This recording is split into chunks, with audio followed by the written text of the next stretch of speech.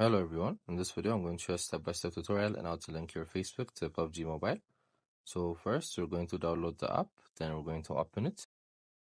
So next we're going to click on the arrow next to inventory, then on settings. Then you're going to click on the plus button on the linked option. Then here's Facebook.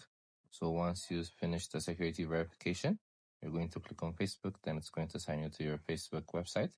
Then once you insert your password, your email, it's going to automatically link your Facebook account to your PUBG app. So this is how you do it.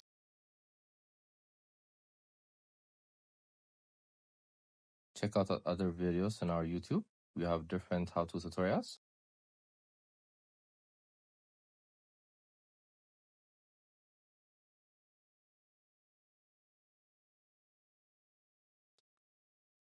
I hope you guys like this video. Subscribe for more, like for more, share for more. I hope to see you again.